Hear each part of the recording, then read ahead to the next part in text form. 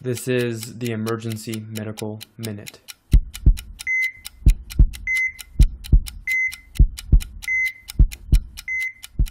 Good morning. We're going to talk about sudden or rapid onset monocular vision loss. I had a good case with a gentleman who came in describing his vision in his right eye is almost completely absent. And he said it had kind of come on gradually over the last 24 hours. He was driving in his car, kind of rubbing his eye, felt like his depth perception wasn't quite right. And over the next day, basically noticed that his right eye vision was kind of obscured. He described it as kind of gray clouds across his vision. And when he came into the emergency department, he really felt like he was unable to see out of that right eye barely at all. But he did tell me that if he kind of looked up at the ceiling, that he felt like he could see sort of over the top of everything else. But if he tried to look down, his vision was totally obscured, and his other eye was normal. So when you hear a story like that, what are the things that you think about? What are the possible causes of that? Cataract, true. Usually those will be very gradual until they obscure something, but sometimes people may only really become aware of it when the cataract comes across the visual axis, so it's possible. Yeah, what else? What else do you think about? So anything that starts suddenly, you always want to think about the possibility, because we are a stroke center, of stroke. So, and this really isn't sudden. When you drill down on it, it's kind of been coming on for like 24 hours. But stroke is always a possibility. So people can have something called central retinal artery occlusion, or CRAO. And that's an embolic stroke. That's a little plaque coming off of the carotid artery or elsewhere, travels north and kind of obstructs the ophthalmic artery. Typically, those are very sudden. So one moment it's fine, the next minute there's vision loss, something like that. And it wouldn't be painful. The other thing you want to think about is retinal detachment. And this is a pretty good story for retinal detachment.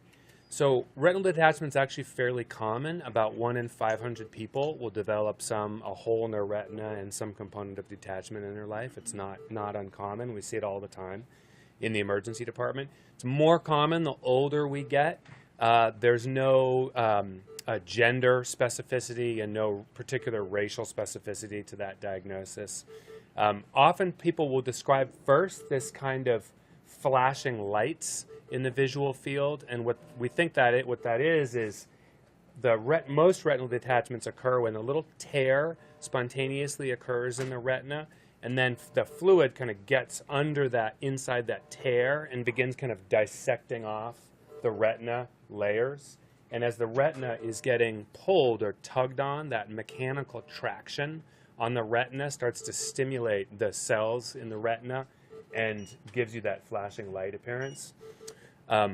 Then what happens is, as it kind of peels off, people will begin to describe, and sometimes they'll actually use the word curtain, almost like a curtain is kind of being slowly pulled across their vision like that. So usually, most people we see, often if you get a visual acuity on them, it may even be normal.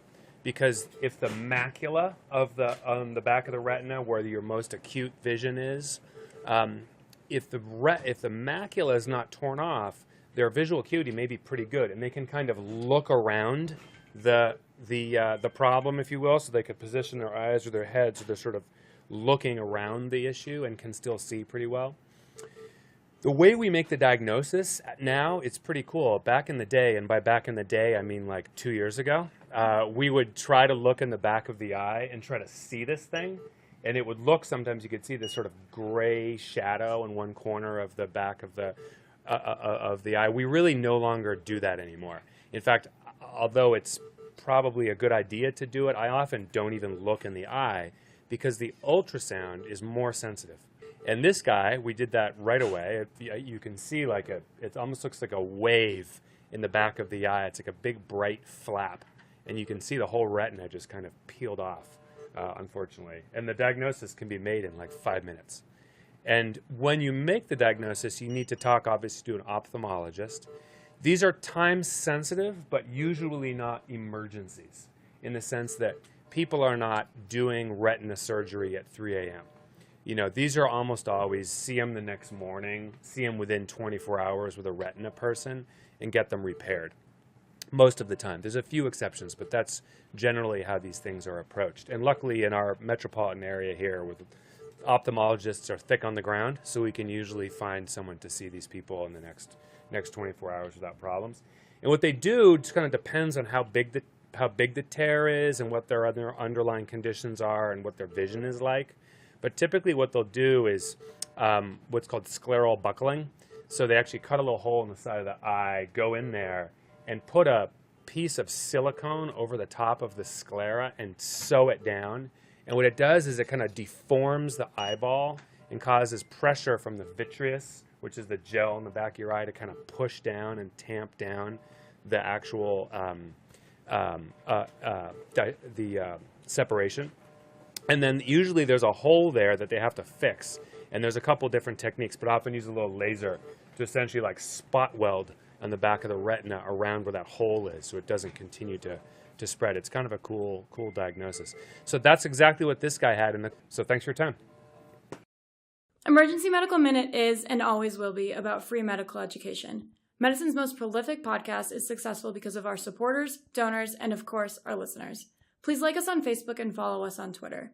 And if you support spreading free medical education, please donate at our website, emergencymedicalminute.com. As always, keep listening.